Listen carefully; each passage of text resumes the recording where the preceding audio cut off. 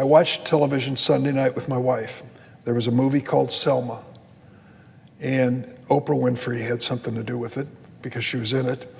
And it was, as you might expect, a quality production. And it told the story of what happened in 1965 in Selma, Alabama. It showed the horrific images of Americans being beaten and brutalized in Selma for daring to protest peacefully. For what?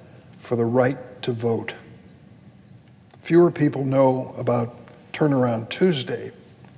That was the day 2 days after Bloody Sunday, when many of the same people who'd been beaten on the Edmund Pettus Bridge on Bloody Sunday went back to that bridge to make it plain that they were going to come back again and again until every right of every citizen to vote was secure. That was Turnaround Tuesday.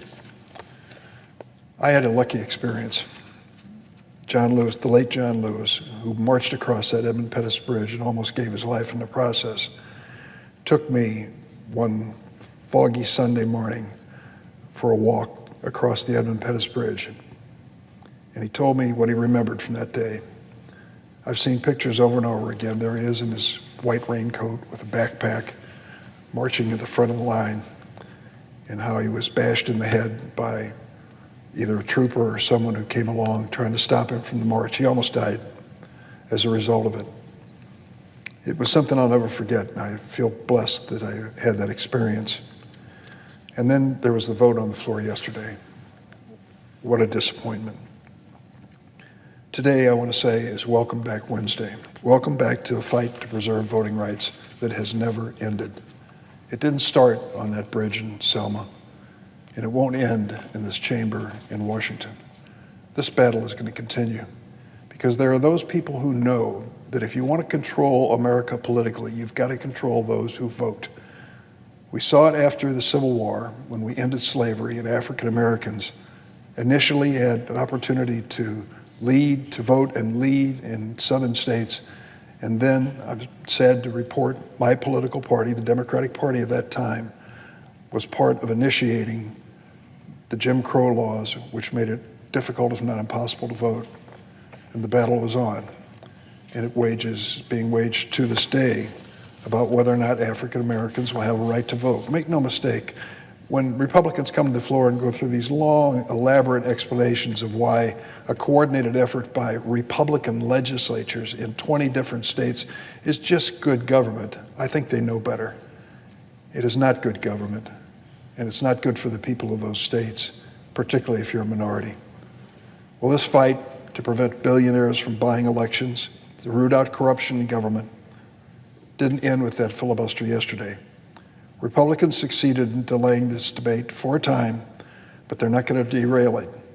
This is too important. Our democracy is on the line. 5 months ago, and I'm sure you'll never forget it as I won't, a murderous mob, 5 people died, a murderous mob attacked this Capitol and tried to overturn a presidential election. Who sent them? Well, it's clear to me who sent them. A vain, self-pitying former president who couldn't accept defeat or the will of the American people. So Donald Trump created a big lie that the election was stolen. He used that lie to incite that mob to attack this Capitol. He continues to peddle the big lie from his exile at some country club. Now the party that coddled that failed president when he was in power is weaponizing the big lie and using it to justify a relentless attack on voting rights across America. 3 weeks ago, Senate Republicans used the filibuster to kill a bill creating an independent bipartisan commission to investigate who was behind this January 6th insurrection. They killed it with the filibuster, just as they tried to kill the voting rights bill yesterday. That filibuster being used for that purpose is an echo, sadly, of how it's been used in the area of civil rights for as long as it's been in the Senate.